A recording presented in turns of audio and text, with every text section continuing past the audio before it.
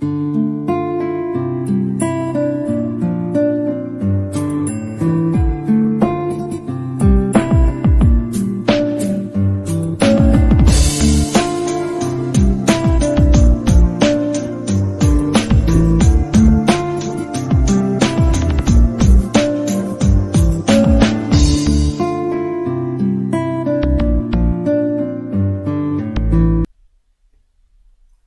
students, I am Dr. Umesh Bansod from the Department of English, J.M. Patel College, Bhandara, Maharashtra. The topic under discussion is Water, the Elixir of Life by C.V. Raman. Bharat के प्रसिद्ध वैज्ञानिक Raman effects के ले जाने वाले एक महान वैज्ञानिक का नाम है C.V. रमन। उन्हीं के विचारों को पानी के बारे में C.V. रमन क्या सोचते हैं उन्हें हम जानने की कोशिश करेंगे। प्रथम विश्व युद्ध की त्रासदी को हमने देखा है, न जाने कितने लोगों ने अपनी जानें गंवा दी थी। Second world war also we have witnessed, दूसरे विश्व युद्ध की क्षति को भी हमने देखा है। तकरीबन 2-2.5 लाख लोग उसमें मारे गए थे। तीसरा विश्व युद्ध होने की संभावना है और ये तीसरा विश्व युद्ध दुनिया को लगता है कि पानी के लिए लड़ा जा सकता है। चौथा तो होगा नहीं और होगा तो बचेगा कुछ नहीं। और चौथा विश्व युद्ध हो सकता है कि देश पत्थरों से एक दूसरे को मारकर लड़े। तो विनाश के इस कगार पर अगर तीसरे विश्व युद्ध की आहट अगर पानी के लिए हो सकती है तो हम पानी के महत्व को हमें समझना जरूरी है। जिस पानी ने हजारों दलितों को, बहुत सारे गरीब लोगों को पानी के लिए मजबूर कर दिया, जिस पानी ने डॉक्टर भीमराव अंबेडकर को न जाने कितने दिनों तक स्कूल के बाहर प्यासा रखा, उस पानी के महत्व को हल्के में नहीं लिया जा सकता। पानी का क्या महत्व है, पानी किस प्रकार अमृत के समान है, C.V. रमन अपने विचारों को अपने माध्यम से रखने की कोशिश करते हैं। आज के इस डिस्कशन में हम जानने की कोशिश करेंगे कि क्या पानी को हल्के में लिया जा सकता है, पानी किस तरह से इतिहास के मोड़ को मोड़ने की क्षमता रखता है। संस्कृति, साहित्य और इतिहास को बनने की और बिगड़ने की अगर ताकत है तो वो पानी में है। इसलिए पानी इस विषय को हम बहुत हल्के में नहीं ले सकते। Let us try to understand what does C.V. Raman want to convey through this chapter. Water, the elixir of life. It is words by C.V. Raman, prose by C.V. Raman, and C.V. Raman won the 1930 Nobel Prize in Physics for his work on the scattering of light.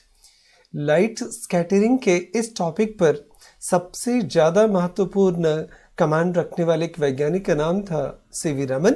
1930 के Nobel prize से इसी Raman effect के लिए उन्हें नवाजा गया था।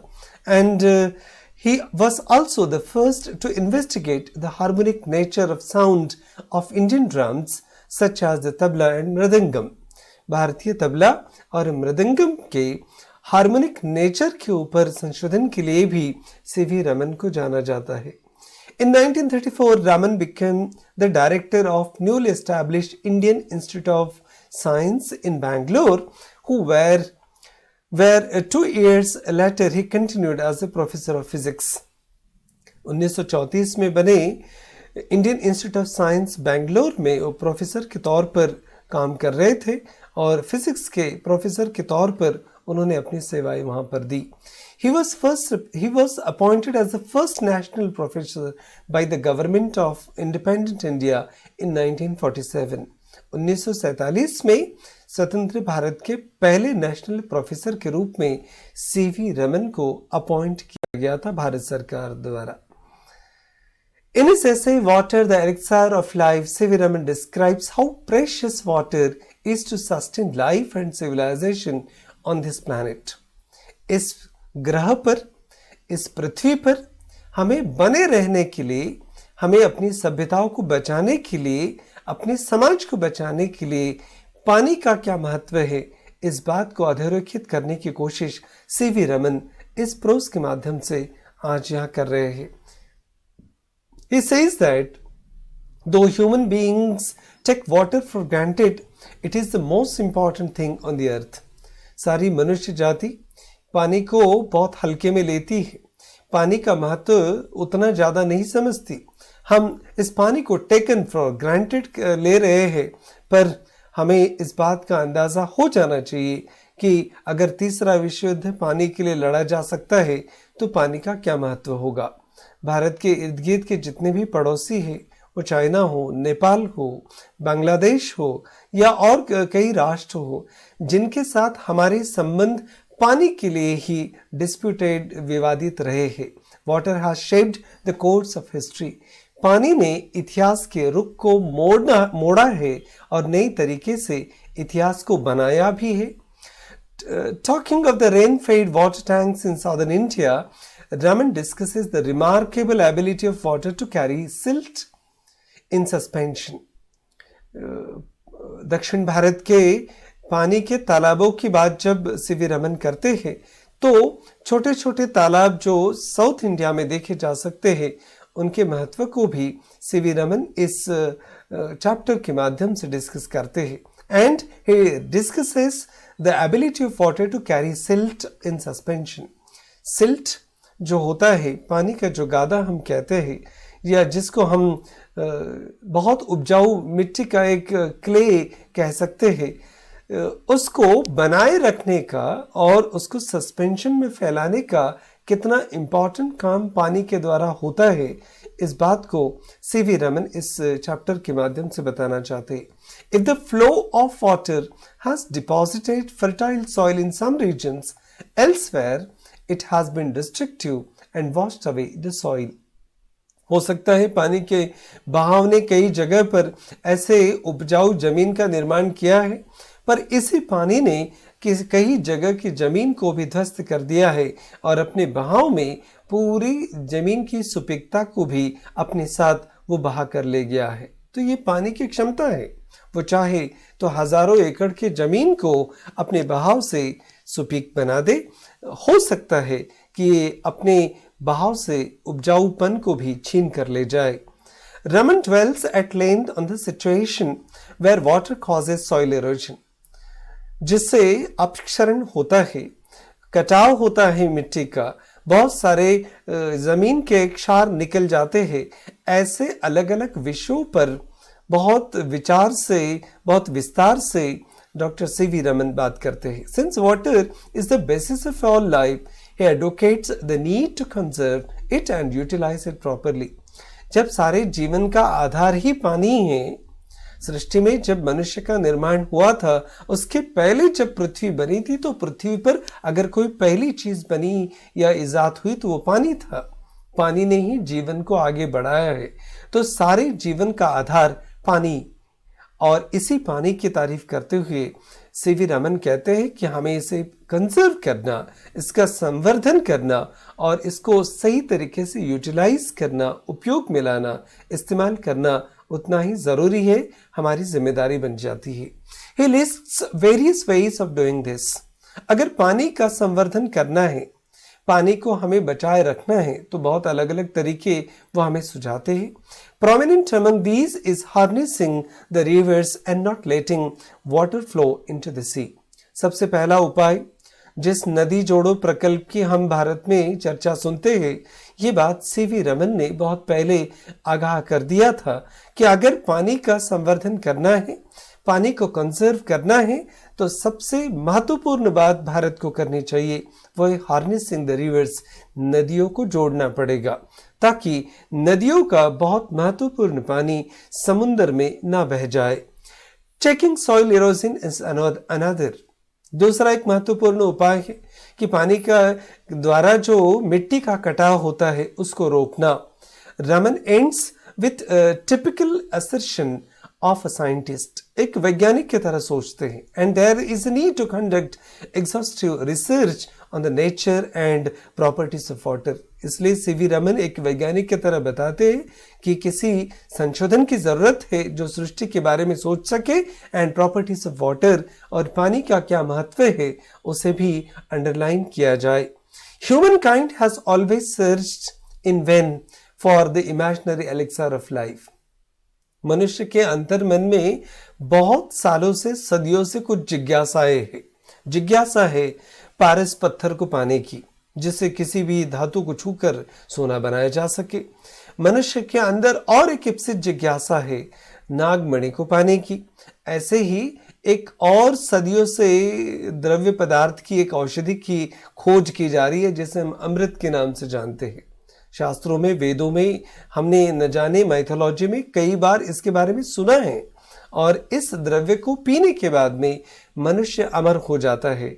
अब ऐसे इमेजिनरी, काल्पनिक, माइथोलॉजिकल, जिसे हम कल्पनाओं में ढूंढते हैं, अगर उसे यथार्थ में अगर कहीं है और आप पाना चाहते हैं, the divine Amrita, a draught of which was thought to confer immortality, but the true elixir of life lies near our hand. CV Raman कहते हैं क्यों कल्पनाओं में इस अमृत को हम ढूंढते हैं। यह अमृत हमारे हाथ के आजू बाजू में है। For it is the commonest of all liquids, plain water. सभी द्रव्य पदार्थ में सबसे सामान्य द्रव्य जो है वो है पानी, और ये पानी ही हमारे लिए अमृत है। इसे कहीं और ढूंढने की जरूरत नहीं है। सीवी रमन कहते हैं, I remember one day standing on the line which separates the Libyan desert from the valley of the Nile in Egypt. Egypt की नाइल नदी, जिसे जीवनदायिनी कहा गया है इजिप्ट की, और लीबियन डेजर्ट, उसकी कल्पना करते हुए सीवी रमन इसके मुहाने पर खड़े हैं और एक ऐसी लकीर के बीच में खड़े थे जहां लीबियन डेजर्ट, एक तरफ तो रेगिस्तान है, मरुस्थल है, और दूसरी तरफ नाइल की नदी द्वारा निर्मित एक वैली उनको दिखाई देती है। On one side was a visible sea of billowing sand without a speck of green or single living thing anywhere visible on it. एक तरफ अगर सीवी रमन नजर दौड़ाते तो पहाड़ का पहाड़ रेत का खड़ा दिखाई देता था, माने हरियाली का एक बिंदु भी वहां पर नहीं। पूरा रेगिस्तान, मरुस्थल, जिधर देखेंगे उधर रेत ही रेत। And on the other side lay on one of the greatest, most fertile and densely populated areas to be found anywhere on the earth. और दूसरे अगर साइड में, दूसरी दिशा में आप देखेंगे तो मनुष्य की बस्ती से भरा हुआ ऐसा इलाका जहां पर बहुत घनी आबादी है, शायद दुनिया की सबसे ज्यादा घनी आबादी यहां पर पाई जा सकती है। मनुष्य वहां ग्रीनरी के बीच, पानी के बीच रह रहा है। अब रेगिस्तान में, मरुस्थल में ऐसा कैसा दृश्य हो गया कि एक तरफ देखा जाए तो बहुत हरियाली है, लोगों की घनी आबादी है, और दूसरी तरफ सिर्फ मरुस्थल है, रेगिस्तान है। How this miracle could happen? What made the wonderful difference? ऐसा फर्क क्यों आया? यह आश्चर्य कैसे हुआ? Why it is the water of the river Nile. अगर जवाब चाहिए तो जवाब देगी नाइल की नदी। ये नाइल नदी का जल है, ये नाइल नदी का पानी है जिसने ये चमत्कार कर बताया। Geologists studies rock and soil and tell us that the entire soil of the Nile Valley is creation of the river itself. और नाइल नदी के आजू बाजू की जो उपजाऊ मिट्टी, जमीन हम देखते हैं, ये कुछ नहीं, ये सिर्फ नाइल नदी द्वारा किया गया चमत्कार है। देखो, एक तरफ रेगिस्तान और दूसरी तरफ नाइल नदी ने क्या चमत्कार कर दिखाया। Egypt in fact was made by it's river. अगर इजिप्ट की सही मायने में कल्पना की जाए तो ये नदी की ही देन है। Its ancient civilization was created and is sustained by the life-giving waters of the Nile. इतिहास इस बात का गवाह रहा है कि नाइल नदी ने ही इजिप्ट की सभ्यता को बनाया है, निखारा है और दुनिया के कामयाबी की बुलंदियों पर पहुंचाया है। And therefore, water of the Nile is the secret of this all fertility in the Egypt region. This common substance which we take for granted in our everyday life is the most potent and the most wonderful thing on the face of the earth. अगर जमीन पर, पृथ्वी पर, हमारी कायनात में अगर कोई चीज सबसे ज्यादा आश्चर्यकारक है तो वो पानी है, जो रोजमर्रा की जिंदगी को जीवनदान दे सकती है। इस पानी को हम टेकन फॉर ग्रांटेड नहीं ले सकते, हम हल्के में नहीं ले सकते। It has played a very significant role in shaping of the course of earth history. हमारी पृथ्वी पर जितना भी इतिहास आज के तारीख तक घटित हुआ है, इस सारे इतिहास को बनने की बिगड़ने की कहानी इस पानी की जुबानी सुनी जा सकती है। पानी ने ही सारी सभ्यताओं को शेप किया है, आकार दिया है, and continues to play the leading role in the drama of life on the earth. और पृथ्वी के पटल पर जो जिंदगी का एक रंगमंच पर जो नाटक चल रहा है, इस नाटक को, इस खेल को आगे जारी रखने का काम भी इसी पानी ने किया है। There is nothing which adds so much to the beauty of the countryside of as water. आप भारत के या किसी भी देश के गांव खेड़ों में अगर चले जाएंगे तो आपको कंट्री साइड में, गांव के किनारे पानी के जो छोटे छोटे तालाब है, बहते हुए पानी के झरने हैं, पानी के छोटे छोटे नदियां हैं, आपको इससे बेहतरीन दृश्य दूसरा कोई भारत के ग्रामीण इलाकों में हो नहीं सकता। Be it just a little stream trickling over the rocks or little pond by the wayside where the cattle quench their thirst. पानी के बहते हुए झरने, नदियों के बहते हुए झरने, कल पत्थरों से बहता हुआ पानी अगर जम्मू कश्मीर में, हिमाचल प्रदेश में, उत्तर प्रदेश में, उत्तराखंड में आप किसी भी इलाके में चले जाए, शुद्ध बहता हुआ नीला पानी जब आपको दिखाई दे और जानवर अपनी प्यास बुझाने के लिए पानी पीते हुए दिखाई दे, इससे बेहतर दृश्य कोई और हो नहीं सकता। The rain-fed tanks that are so common in South India are cheering sight when they are full. South India में छोटे छोटे तालाब है, महाराष्ट्र में कई सैकड़ों तालाब है जहां पर ऐसे दृश्य कॉमन तौर पर देखे जा सकते हैं। और जब बारिश के पानी से ये छोटे छोटे तालाब भर जाते हैं, इससे बेहतर खुशनुमा दृश्य, मन को लुभावने वाला दृश्य दूसरा कोई हो नहीं सकता, ऐसा सीवी रमन यहाँ रिकॉर्ड करते हैं। They are of course shallow.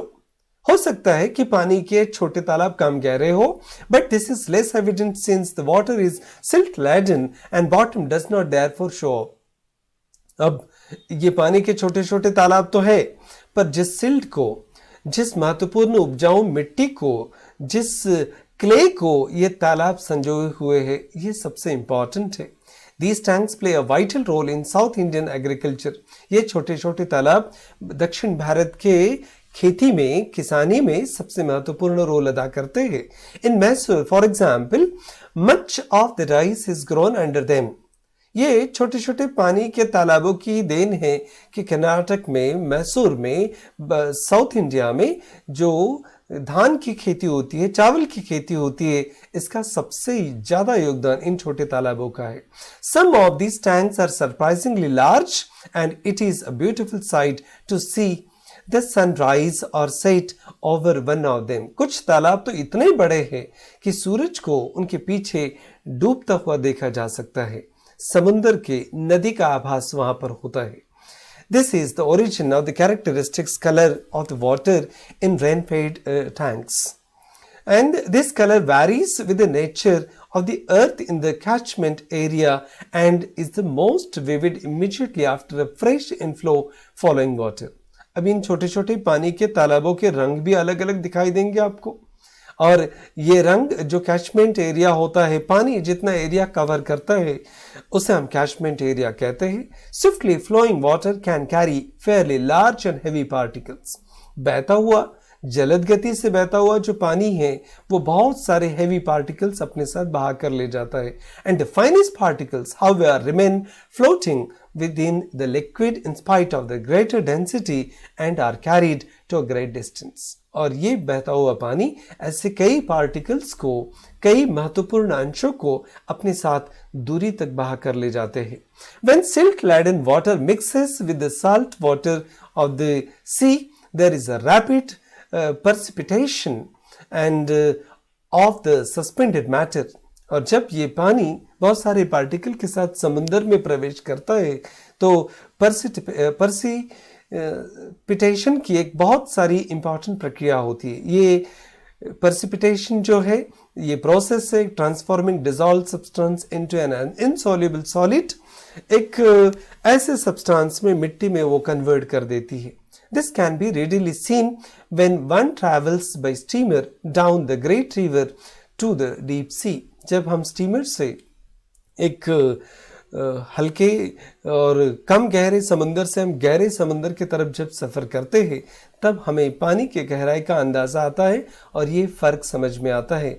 The colour of the water changes successively, पानी का रंग हमें अलग अलग दिखाई देता है, फ्रॉम द मडी रेड और ब्राउन और the silt through varying shades of yellow, green and finally to the blue of the deep sea. समुंदर में ऐसे पानी के अलग अलग रंग देखे जा सकते हैं कि नदियों से आता हुआ पार्टिकल्स भरा हुआ पानी का अलग कलर वहाँ पर बनता है। थोड़ी गहराई में जाएंगे तो पानी थोड़ा सा ब्राउनिश दिखाई देगा और जब गहराई में और आगे निकल जाते हैं तो पानी का नीला कलर हो जाता है। ये पार्टिकल्स इस प्रकार के पानी के शेड को बहुत अच्छी तरह से डिफाइन करते हैं। Great tracts and of land have been formed by silts thus deposited. और बहुत सारी उपजाऊ जो मिट्टी है, ज़मीन है, ये सिल्ट है, ये बहते हुए पानी का महत्वपूर्ण क्ले जो होता है, मिट्टी जो होती है, वही फॉर्म करता है। Such land consisting as it does a finely divided matter is usually very fertile. और सबसे इम्पॉर्टेंट बात है कि पानी जिस मिट्टी को अपने साथ किनारों पर बहाकर लेके आती है सबसे उपजाऊ होती है।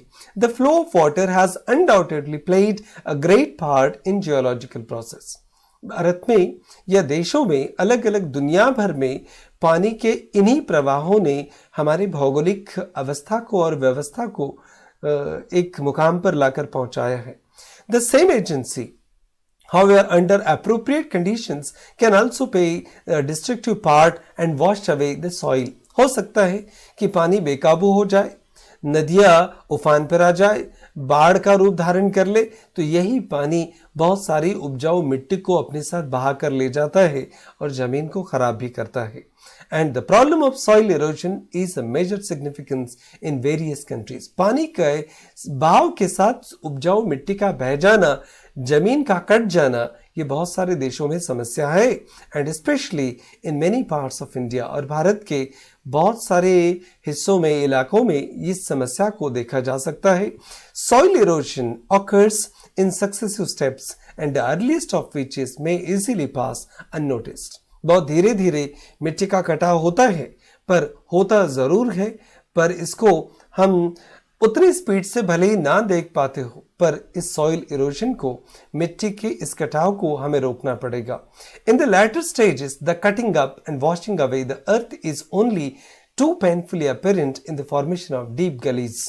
और बहुत सारी जगह पर इस प्रकार की मिट्टी बह जाती है और डीप गलीज, जिन्हें स्मॉल नैरो वैली, हम छोटे छोटे वैलीज कह सकते हैं या फिर रैविन्स का रूप ले लेता है, जिसे हम डीप नैरो वैली कहते हैं, which make all agriculture impossible. और ऐसी अगर खाइयाँ बनती है, वो गहरी हो या कम गहरी हो, पर एक बात तो होती है, मिट्टी जो किसानी के लिए, एग्रीकल्चर के लिए, खेती के लिए उपजाऊ है, ऐसी मिट्टी बह जाएगी तो फिर हमारे पास खेती करने के लिए उपजाऊ ज़मीन नहीं बचती। इसलिए sudden burst of excessively heavy rain resulting in large run of surplus water are the principal factors in causing soil erosion. जब पानी अपनी मर्यादा से ज़्यादा उफान पर आ जाता है और बहने लगता है, बहुत ज़ोर से बारिश जब होती है तो बहुत सारा सरप्लस जो पानी है, ज़्यादा का जो पानी है, वो बहुत सारे ऐसे उपजाऊ मिट्टी को बहा कर ले जाता है और सॉइल इरोजन होता है। The slope of the land, removal of the natural protective coat of the vegetation, the existence of rivers along which the water can flow with rapidly gathering momentum. और हो सकता है कि एक प्रकार का फोर्स अगर पानी को मिल जाए और ताकत से अगर बहना शुरू कर दे तो ये फ्लो न जाने अपने साथ साथ जमीन के उपजाऊ मिट्टी को तो बहा कर ले जाएगा, पर इतने सारे पेड़ पौधे, प्लांटेशंस, ग्रीन वेजिटेशन, सब कुछ खतरे में आ जाता है। And absence of any checks of such flow are also causes for soil erosion. इस बहते हुए पानी को, इस बहाव को अगर रोका नहीं गया तो इसके परिणाम सॉइल इरोजन में होते हैं, मिट्टी का, उपजाऊ मिट्टी का कटाव हो जाता है। Soil erosion is dangerous to agriculture. किसानी के लिए इस प्रकार के मिट्टी का बह जाना सबसे बड़ा खतरा है। बहुत सारे रासायनिक खादों का इस्तेमाल करके हमने तो ज़मीन को पहले ही खराब करना शुरू कर दिया है। उसके साथ साथ अगर ये उपजाऊ मिट्टी का ऊपर का स्तर भी अगर बह जाए तो आप कल्पना कर सकते हैं कि आने वाले समय में किसानी करना भी मुश्किल हो जाएगा और सारी ज़मीनें जिसे हम हद से ज़्यादा अपने लिए इस्तेमाल कर रहे हैं रेगिस्तान में तब्दील हो जाएंगी। The terracing of the land, construction of बंड्स to check the flow of water, the practice of contour cultivation and the planting of appropriate types of vegetation are the measures that can be used to check the soil erosion. अब पानी के इस बहाव को अगर रोकना है, पानी के इस द्वारा इस जमीन के कटाव को अगर रोकना है तो टेरेसिंग, जैसे जमीन के हिस्से को स्लोपिंग, जैसे पहाड़ी इलाकों में खेती होती है तो ऐसे स्टेप बाय स्टेप बनाकर खेती की जा सकती है।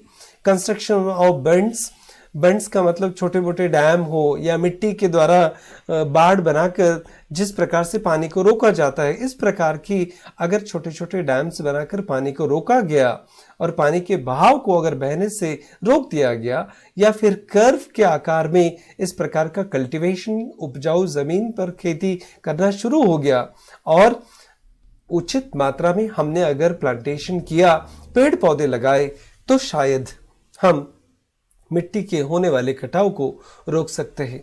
Water is the basis of life. Every animal and every plant contains a sustainable proportion of free and combined water in its body. देखो, जिंदगी का आधार है, मनुष्य को जीने के लिए पानी की जरूरत है ही और हर एक जीव के अंदर एक उचित मात्रा में पानी उपलब्ध है and know kind of physiological activity is possible without water. और कल्पना कीजिए और यकीन मानिए कि मनुष्य की कोई भी क्रिया बिना पानी के अंश के हो ही नहीं सकती। Water is of course necessary for animal life. जानवरों के लिए पानी तो है ही आवश्यक, while moisture in the soil is equally imperative for the life and growth of plants and trees. पीने के लिए पानी जरूरी है। मनुष्य को और जानवरों को, पंछियों को, पक्षियों को, जमीन को भी पानी आवश्यक है। अगर उचित मात्रा में नमी बनी रहेंगी जमीन में तो ही तो पौधे उगेंगे। The conservation and utilisation of water is thus fundamental for human welfare. मनुष्य जाति के कल्याण के लिए इस पानी का संवर्धन करना और पानी का उचित उपयोग करना सबसे अहम बात हो जाती है। Apart from artisan water and ultimate source in all cases is rain और स्नोफॉल। और पानी का सिर्फ एक ही सोर्स है हमारे पास, ज्यादा से ज्यादा बारिश का पानी या स्नोफॉल, बर्फ से ही हम पानी को हासिल कर सकते हैं। मच ऑफ इंडियन का agriculture depend on seasonal rainfall. मौसमी बारिश जो होती है उसी के ऊपर तो आधारित हमारी किसानी है। And the problems of soil erosion and inadequate और irregular rainfall are closely connected with each other. अगर उचित मात्रा में बारिश नहीं होती या अपने ही तरीके से, अपने ही मूड से अगर बारिश होती है तो ये खेती को डिसाइड करते हैं कि किस प्रकार की किसानी हम कर पाएंगे। Therefore, it is clear that the adoption of techniques preventing soil erosion would also help us to conserve keep the water where it is wanted. इसलिए पानी की जहाँ ज़रूरत है वहाँ पर रोक दिया जाए, जहाँ पर आगे बढ़ना है वहाँ पर आगे बढ़ा दिया जाए। इस प्रकार से पानी का अगर हम संवर्धन करेंगे तो ही आने वाले भविष्य में हमें पानी मिलेगा। Collection and utilization of rainwater is therefore of vital importance. पानी को इकट्ठा करना, अभी तो मकान बनाते समय वाटर हार्वेस्टिंग की कल्पना को सरकार ने लोगों को बताना शुरू कर दिया है कि कम से कम बारिश के पानी को जो आपके छतों पर गिरता है उसको इधर उधर ना बहने दे, उस पानी को जमीन में डालने की व्यवस्था करे ताकि वाटर लेवल को बढ़ाया जा सके। Much of it flows down in the streams. जितना पानी आता है नदियों में, नालियों के माध्यम से, नालों के माध्यम से ऐसे ही बह जाता है and rivers and ultimately finds its way to the sea, और जाकर समुद्र में मिल जाता है। Incredibly large quantities of the precious fluids are thus lost to the country. और इतना सारा पानी जो देश की अमानत हो सकता है, एक धन संपत्ति हो सकता है, वो ऐसे ही बह जाता है। The harnessing of rivers, the waters of which now mostly run to waste, is a great national problem which must be considered and dealt with. अब जिस समस्या की डॉक्टर सीवी रमन बात कर रहे, उस समस्या को हमने और सरकारों ने समझना ज़रूरी है, ताकि जितनी जल्दी हो सके भारत की नदियों को आपस में जोड़ने का कार्यक्रम शुरू किया जाए और इतने सारे इम्पॉर्टेंट पानी को हम बहने से रोक सके। Vast areas of land could be turned into fertile and prosperous country by courageous and well planned actions. साहस करना पड़ेगा। भारत की बहुत सारी बंजर जमीनों को हम उपजाऊ बना सकते हैं और देश को खुशहाली के रास्ते पर ले जा सकते हैं, पर इसकी चाबी है पानी। The systematic planting of suitable trees in every possible place is one of the most urgent needs of India. जहाँ पर उचित जिन पेड़ों की ज़रूरत है वहाँ पर बहुत सारा प्लांटेशन होना, बहुत सारे पेड़ों को लगाना ज़रूरी है। Such plantation would directly and indirectly prove a source of untold wealth to the country. अगर ये प्लांटेशन हो जाता है, बारिश तो होगी ही, पानी भी रुका रहेगा और देश एक ग्रीन नेशंस के तौर पर जाना जाएगा। इसलिए they would check the soil erosion, conserve the rainfall of the country from flowing away to waste. In one sense, water is the commonest of all liquids. सभी जितने भी लिक्विड्स को, द्रव्य पदार्थों को हम जानते हैं, उसमें पानी सबसे कॉमन है, हर एक जीव को लगता है, इसलिए पानी को बहने से रोकना होगा। In another sense, it is the most uncommon of one of the most remarkable fact about water is its power to liquids with amazing properties which are responsible for its unique power of maintaining animal and plant life. सभी द्रव्य पदार्थ तो है, अमृत को तो हम ढूंढने की कल्पनाओं में कोशिश करते हैं, पर पानी तो जहाँ तहाँ अवेलेबल है, उपलब्ध है, और यही पानी हमारे प्राणियों के और जिंदगी के, पशुओं के, पक्षियों के, पौधों के जीवन का मूल आधार है। इसके बिना हम जीवन की कल्पना भी नहीं कर सकते। The investigation of nature and properties of water is therefore the highest scientific interest and is far from an exhausted field of research. हमने पानी को शायद सीरियसली लिया नहीं है, हमने शायद पानी के महत्व को बहुत कम आंका है, इसलिए पानी के स्वभाव को और पानी के महत्व को जानने के लिए साइंटिफिक रिसर्च होना और इस फील्ड में और दुनिया ने संशोधन करना ज़रूरी है। इसलिए इस माध्यम से हम सीवी रमन जी का एक मैसेज हमें समझना होगा, सेव द वाटर। पानी ही जीवन है, जल ही जीवन है, इसे बचाए रखना होगा अपने लिए भी और आने वाली पीढ़ियों के लिए भी। अन्यथा पानी के लिए तीसरा विश्व युद्ध अगर हो जाए तो हमें अचरज नहीं होना चाहिए। इस त्रासदी से अगर दुनिया को बचाना है तो पानी के महत्व को समझना पड़ेगा और पानी को संपत्ति की तरह संभाल कर रखना पड़ेगा, ताकि आने वाले भविष्य की पीढ़ियां भी हमें देखने को मिले और देश का नाम ऊंचा करे और गौरव प्राप्त करे। Thank you very much for watching this video.